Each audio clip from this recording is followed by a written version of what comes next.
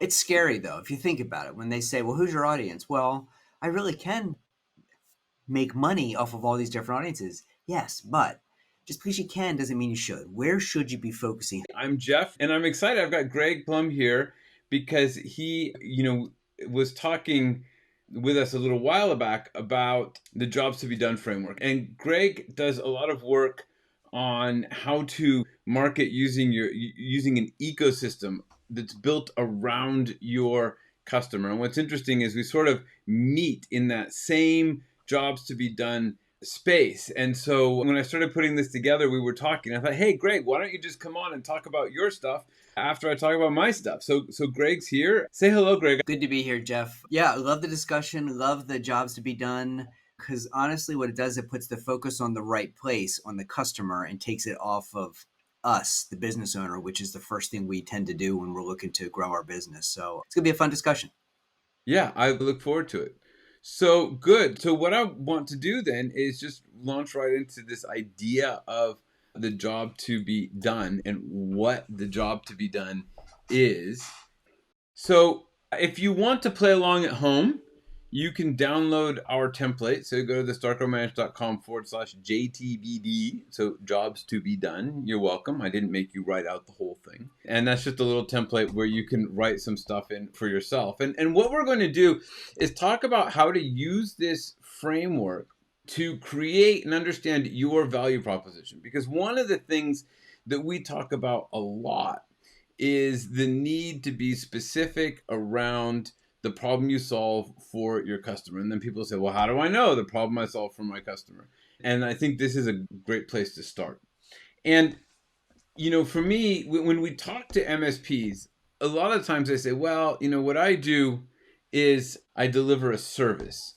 And I think, saying that your service is not a product is an excuse that allows you to work really hard and get very little done, which was, spoken by this great luminary, me. But the idea is that, right, like if you're out there saying, oh, what I do is a service the whole time, I just deliver a service. And what you're not doing is thinking about how do you package it up as a repeatable product, right? How do you package this up as something that you can do over and over again? And then eventually, Greg, build an ecosystem around.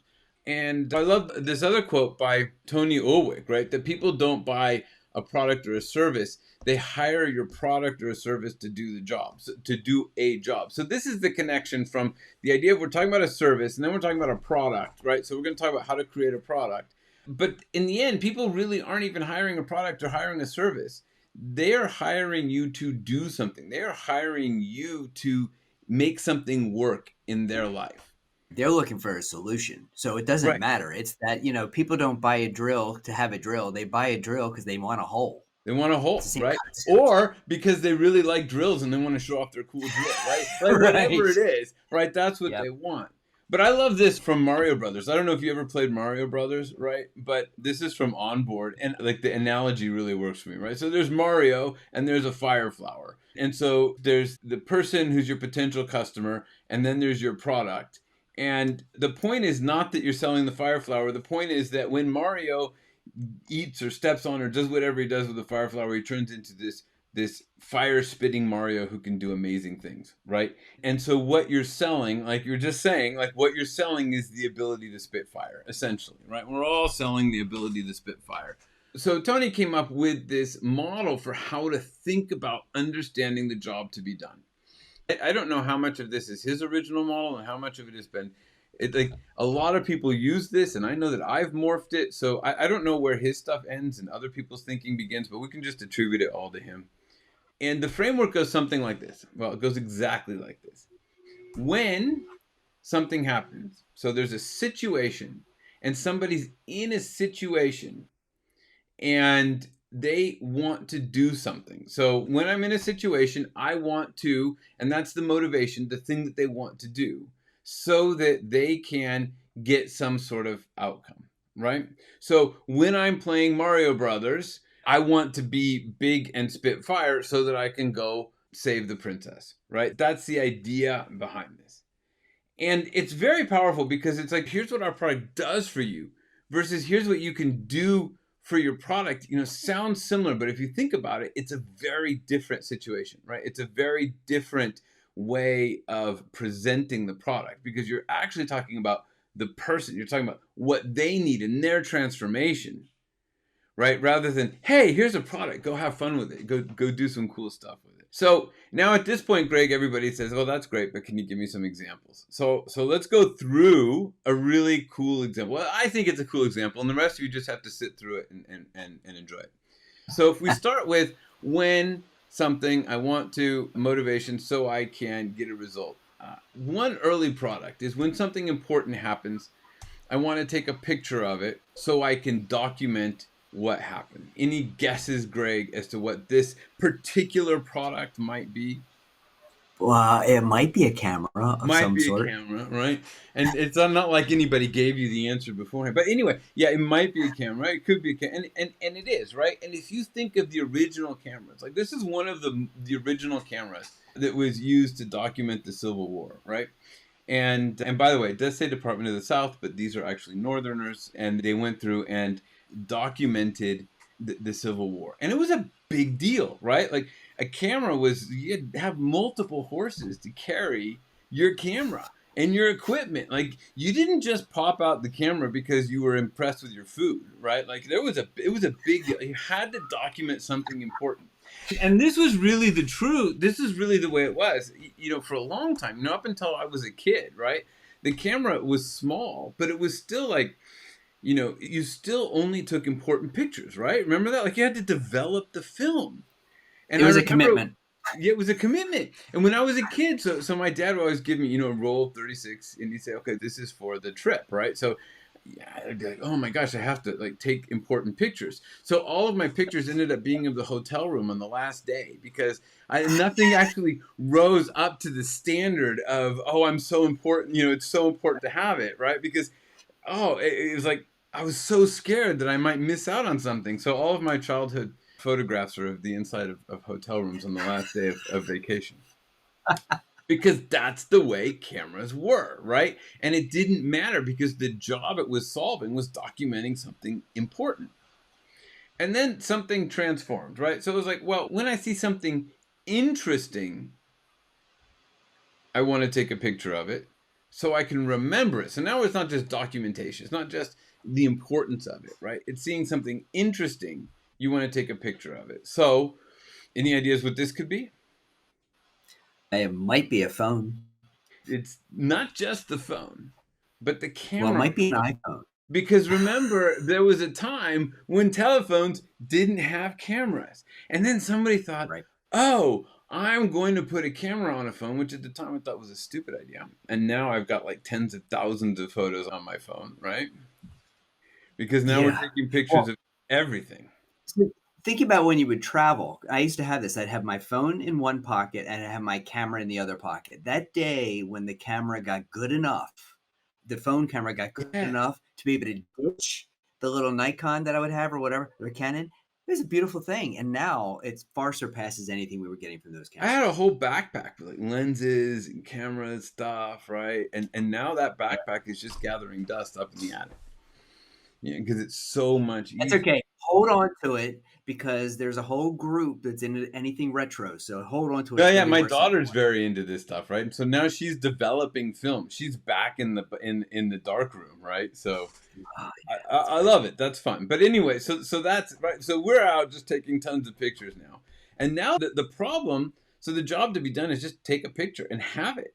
But then the job to be done changed, and someone else said, well, when I take a picture with my phone of my food, and I don't know, some funny thing that's happening on the sidewalk, I want to post it somewhere prominent so that I can share it with others, right? So this is a different job to be done. It's all related to the cameras, but now we're looking at, well, where do I actually post this stuff?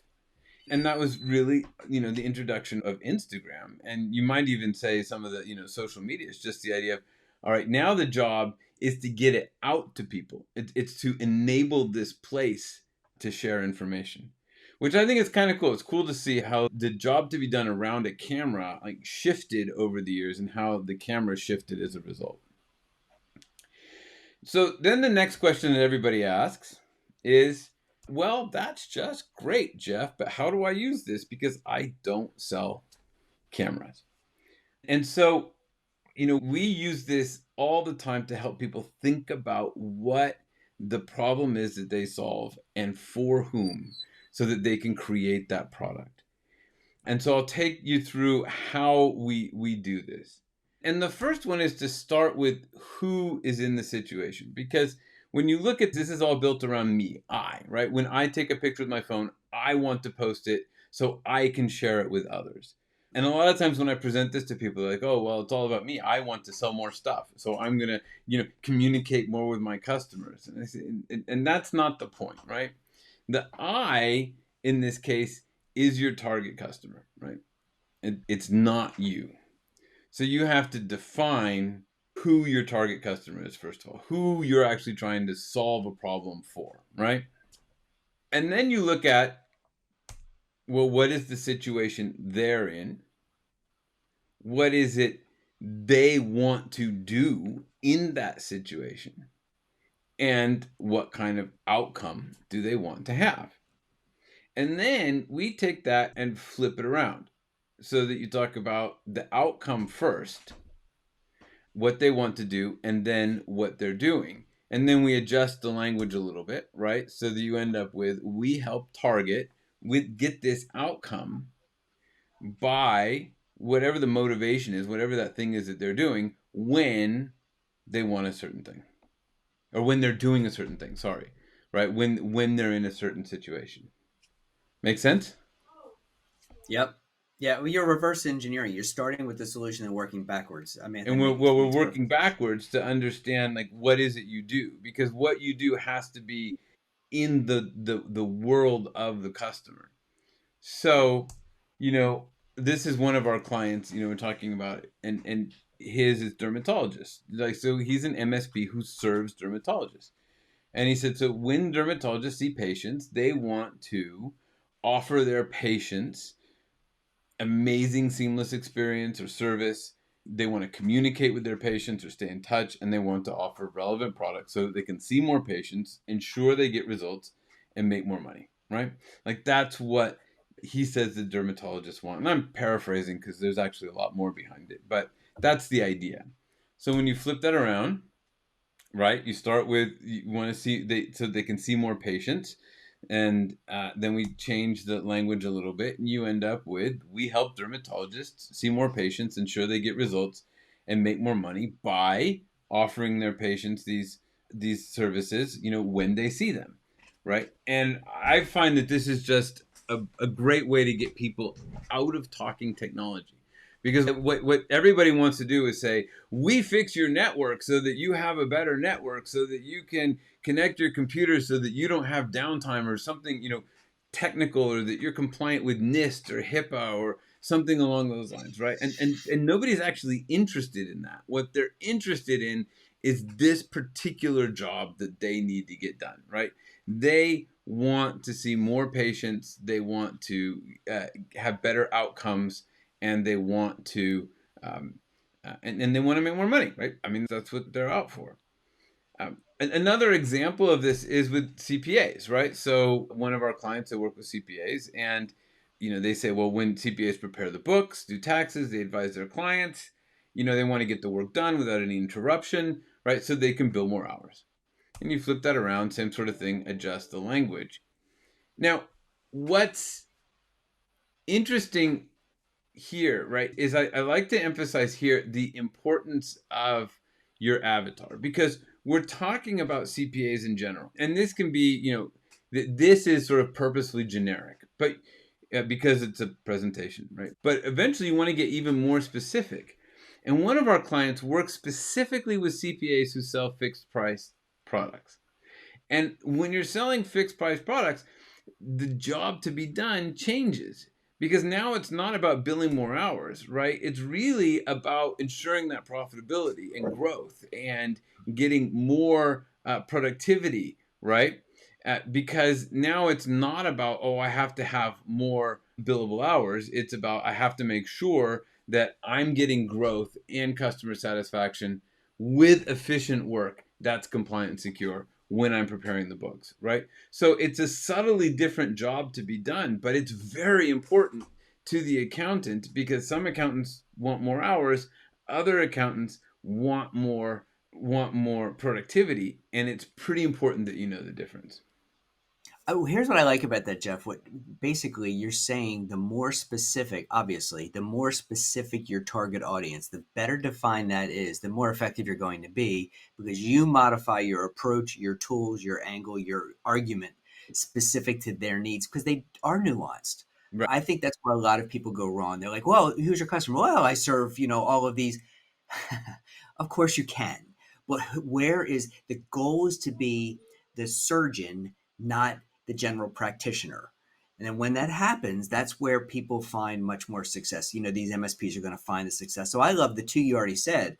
One who focuses on dermatologists. Never even thought of that. That's kind of it's very specific. I love that. And the other, funny you pick CPA because, and we didn't plan this ahead of time. I've got actually we'll take a little bit of a deep dive on CPA in a short bit here. So I think Well, the it's message it's is it's loud and clear. because we're aligned, Greg. That's what I said at the beginning. So if Yeah, you that's want funny. so here's the link to the jobs to be done. If anybody wants it, grab it now because I'm going to take it off. But it's JTBD at circlemanage.com/JTBD. But yeah, I think that idea of the specificity is so crucial. It's Yeah. so important because one of my favorite examples comes from investing where someone came and they said they're selling a face cream. And we said, well, who's your target market for the face cream? They said, well, anybody with a face. And it's just like you're saying. You say, well, they said, well, we could help anybody. It doesn't matter who you can help. The point is, people don't identify as somebody with a face. They identify as a middle-aged male with wrinkles or a 30-year-old woman who's scared that she might have wrinkles, right? I don't know. However they identify, you have to sell to that. You can't sell to generic. And what we found is that the more specific you are, the larger your market, the easier it is to find them. And so, that's why getting clear about this and then continuing to drill down on that jobs to be done is very important. It's scary though, if you think about it. When they say, well, who's your audience? Well, I really can make money off of all these different audiences. Yes, but just because you can doesn't mean you should. Where should you be focusing? Who do you help the most? Where do you dovetail? And it's almost it's a SWOT analysis. Who are you looking? Who has a pain that you best solve? Yeah. That's your target audience. Everybody else, if it comes in, fine. Just don't put your focus there. Put your focus in your target audience. That's where you go very deep. Again, be Well, the you surgeon can at the always later, you can always add a new product. You can always identify a new job. You can always identify a new, challenge. But I always say, wait until you're $25 million before you start adding in new products. You know what I mean? Because the market is so big that you don't need to have 25 products, and operationally, it's a pain in the neck to sort out, right? well, you're diluting everything. You're diluting your resources. You're diluting your time. You're 100%. diluting your dollars. So by focusing, you're able to make much more of an impact. And then you get those wins. You get those early wins. Now you double down. You get to know them really well. Your product is better. Your service is better. The nuance to how it solves the problem is more fine tuned. And now you have, if done well, you now have champions. You have raving fans. You've got testimonials that can go speak to more of their colleagues about how great you are. And they never want to hear from you how great you are. They want to hear from their peers how great you are. And then the other thing that happens then is then all these people who you weren't targeting come to you and say, well, can you help us? Like, I know you only work with them, but can you help me? I know that It's a face great. cream is really for burly men with beards, but will it help me? Yeah, sure. Okay, fine. But I think that gets us into sort of your model. So what I think is so exciting about this is we're talking about getting, focusing your product and focusing what you do on your customer. And now you come in and talk about how you build this ecosystem to help you actually market and develop and grow that relationship, or at least in my mind. So why don't I turn it over to you to chat about your model? Sure. And it really isn't different. It's all about the key common thread here, Jeff, is starting with the customer, Yeah. not starting with yourself. And here's what happens. So I'm a partnership guy, right? I'm always looking for ways to partner to grow part. You build, you buy, or you partner. I'm a Right. fan of partnering. Usually what happens, a SaaS founder or an MSP or whomever will come and say, okay, I want to build a partner program. Great. Okay. First question they usually ask is, who do I know that can sell my stuff? Who can sell for me? It's the wrong question. Just because you know them and they might be able to sell your stuff doesn't mean that you should be focusing on them. Should be focusing on the customer. Start with the customer. That is, the whole buzzword right now, Jeff, is ecosystem. And it's the point where, it's overly Little used, overused. it's Yeah. diluted. Yeah. I mean, it's used in many different ways. So we'll talk about, I'm not going to say this is the right way. This is how I define it. And this is how I go about my business. And it seems to work. An ecosystem, a proper ecosystem is built with the customer in mind. They're at the center. If you're putting yourself at the center saying, well, who do I know that can sell my stuff? You're building an ecosystem. It's around yourself, not around the Mhm. customer. We don't want to do that, right? So now let's use the NASCAR, the Formula One. I always say NASCAR, but this is F1 Come on, they're real. racing. Either one is, what's that? These are real cars, not that NASCAR. So, I mean, the concept is the same. You got the driver, right? That is your customer. Yeah. Now, you have to know who your ICP is. You have to know who they are to begin with. If you don't, you're going to be really kind of lost in trying to find your market, product market fit and how, what value you bring to them. Once you have, let's assume you have that dialed in. If not, that's where you really have to start. But let's assume you have that dialed in. You know who the driver is. Drivers doing their thing, right? They go around the track. We're laser focused on them. We're watching them. What happens, Jeff? Racing. They pull into the pit stop. Look what happens, Yeah, right? brilliant. It's this orchestrated mess of everybody coming in at one time, right? Orchestrated. It's a great word. It's exactly what it is, right? Everybody knows their job that they have to do.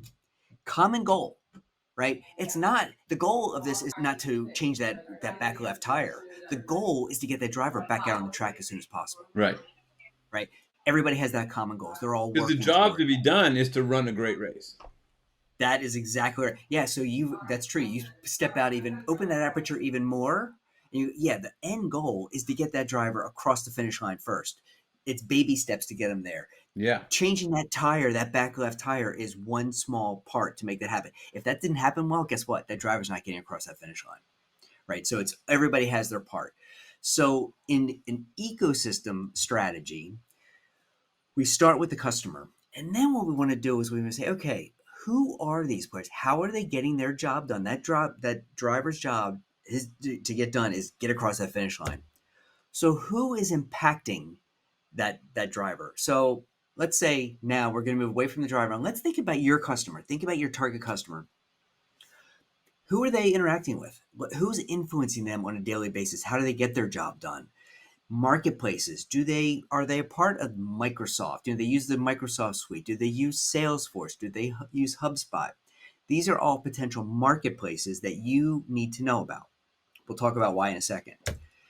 Membership organizations, do they belong to, I don't know if it's, well, this is dentist, but American Dental Association. If you're targeting that audience, you need to know who these different groups are. Why? Well, potentially they have conferences. I've been to them and they're massive. If you want to get a good, a service into the hands of a dentist, you're going to go to that event. Yeah. Integrators, right? You've got professionals that are out there that are serving. Who is handling your IT? Who is handling your software? Who's handling your communications? All these different technology parts, right? You might be a dental office, but you have these things. You've got to have phones, right? So you want to figure out who's impacting your business from a tech standpoint. Influencers. I almost quoted one earlier. I'll do it right now. We're talking about being specific. One of my favorites is Seth Godin, Purple Cow, Yep. and he Yep. talks about being like almost like ridiculously specific in identifying your target and just going right at that specific audience. I actually read I have a newsletter every morning. Almost, it might be the first thing I read, up there with, LinkedIn notifications and even before email. So I usually read Seth Godin's post first thing just because it's always timely, it's quick. So he would be an influence. So if you want to get to me, you're going to probably get to Seth Godin because he's going to get to me and people like me. Yeah. So it's another example of how you get to me without going directly to me. consultants, right? Communications consultants, IT consultants. It could be business consultants, sales consultants, right? They run the gamut. Figure out who your customer has in their shop in front of them as a consultant because they're paying them for their advice. They're listening to them. So they're already a trusted advisor, which is another one of those overly used buzzwords, but Yeah. still, they have they got a seat at the table. You should know who that is and how you can potentially work with them.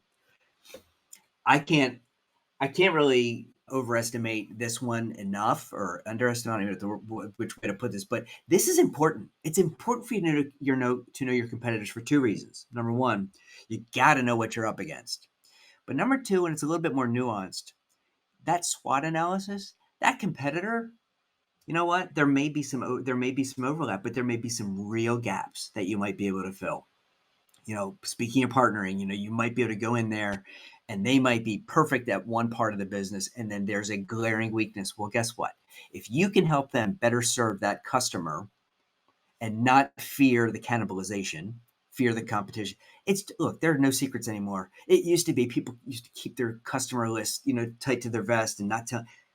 There are no secrets anymore. So it puts the onus on us to be Yeah. rock solid and deliver consistently month after month, or you're going to lose them. You know, So and what if we you're find that, as well is it really at the small level, sort of the level that we're at. And I mean, by small, I mean we're not all like multi-billion-dollar companies commanding part of a market, right? Um, Competition just isn't as big a deal as we think it is because there's such a big market that there's a lot of opportunity. There's more opportunity to sort of work together than there is risk that somebody's going to take all of your clients from you, because we just find there's just the collaboration is so much more powerful than the risk of competition. but you know where that comes, Jeff? That comes from maturity because earlier in my career, was I block out. I hated my competition. I mean, and I was vocal about it. And it's kind of silly. It really is looking back on it because I've gotten, a lot of my competitors ultimately turns out they're actually not bad people. They're not evil. That's the picture I was painting in my head. Yeah, we And always I got like to to, personalize it, right? Like they're evil. No, actually, they've got good ideas and they do cool things and they mean to do the right thing the whole time as well. and It's we're just all doing the they same, have a right? We're different just perspective. and we're trying to do the same thing. We're trying to help our customer. We're trying to grow our Hmm. business and help our customer at the end of the day. So yes, there are many opportunities for collaborating. And then the reason I figured it out, I guess by accident, getting involved with groups, industry groups, and going to these events. And I'm a part of CompTIA, which is a big IT trade association. I realized that my competitors are now my fellow board members, and they're good guys and good gals. They're good people with good ideas. So it made me realize the importance of understanding the competition for two reasons. Number one, you have to know what's out there. So you need to know more than your customer. If your customer knows more about your competition than you do, you're in trouble. Yeah. And it also opens up the opportunity to collaborate. So like I said, we spent on all this whole ecosystem, we spent the most time talking about competitors, but I think it's kind of for a reason. Yeah, I think it's probably the least intuitive, but there's a lot of opportunity in it. 100%, Yeah. especially in this world right now with the world of APIs. Everybody bolts on everybody else. So figure out which ones you can really work with and how you can augment. If you can make a competitor's product better and you're making money at it, it's not just out of altruistic tendencies, which is not necessarily the primary motivator in the channel. Yeah, I mean, there's a piece of it. It's not the driver. If you can do that, think about it. Now, if you've bolted on that competitor with this particular client, you figure that out.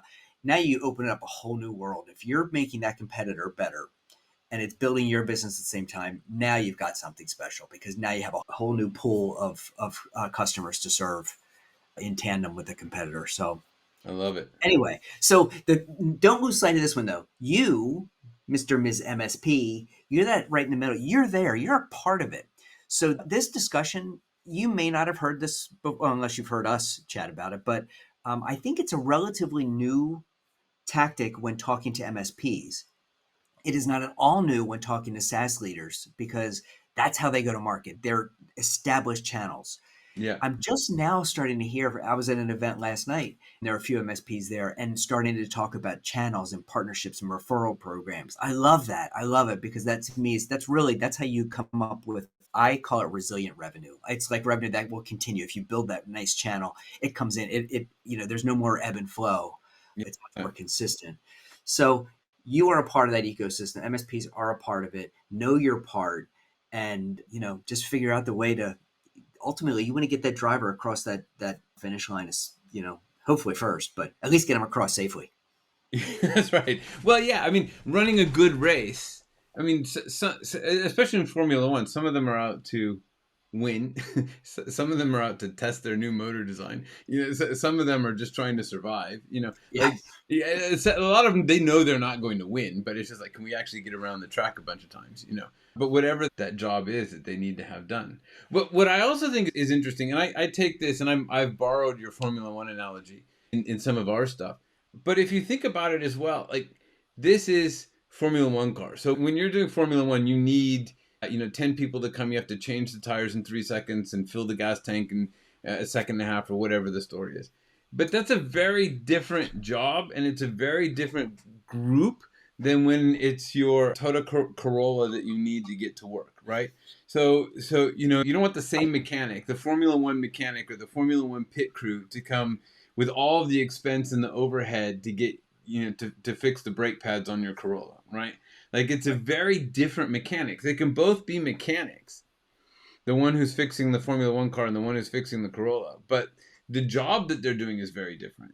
Sometimes they even use the same tool, but the job that they're doing is very different. And this is one of the things I like to emphasize for the MSPs, because we come back to, well, I use technology, or I sell technology, and you have to think about it in terms of you do to get a job done, and what exactly that job is depends heavily on what your customer wants it to be, right? Well, and it's because that customer is very different. Those two customers, your soccer mom going to the grocery store or soccer dad versus the F1 racer, very different job to be done.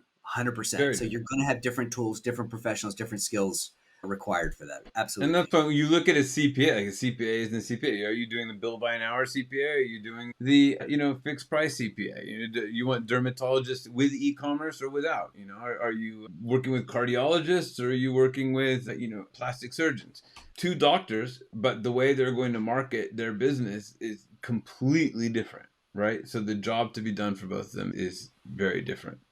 Yeah, well, your timing, like I said, you referenced CPA earlier. We did not talk about this, I don't think, but here's an example. This is what I like to use. So an MSP is like, okay, yeah, fine. Well, let's make it real. Okay, let's make it real. You're an MSP. You work with one of your target personas. I'm making an assumption here, because I know a lot of MSPs that I've worked with play in the finance arena, like small business, SMB space. Like, so I picked a pretty typical 15-person CPA firm, not massive, but certainly complex enough to require professional assistance, usually from an MSP. Mm-hmm. They might have an internal like point person. They may not, right? They might be, running crazy where you are it from an IT perspective. So when we do that same analysis, we're going and we're trying to do the 360. Okay, the job to be done. Who is influencing them? How are they getting their job done? All right. Well, we talked about marketplaces. So I already kind of spilled the beans on this one, but what are they doing? Are they using Office 365? Do they use G Suite? Do they use Salesforce? Do they use other proprietary software, which they probably do? Mm-hmm. And there may be a marketplace around that. You want to understand that. So that's the first one. Next one, membership organizations, big one, right? We talked about dentists and American Dental Association. Well, if they're CPA, you've got these others, and I forget these are real. These aren't made up acronyms. These are groups that you're going to want to know about. They may have newsletters. They probably have events. You can probably work with them on. I mean, I've been a big fan. I started my career in affinity marketing, so I was with a bank. It was MBNA, and all they did, the only way they sold credit cards was through affinities. Never once would you see mass marketing. You wouldn't see a TV ad, or you wouldn't hear anything on the radio. It was all about specifics. So we'd have the American Dental Association card. So guess what? We had a team of people manning a booth at the ADA national conference, every Yeah. year.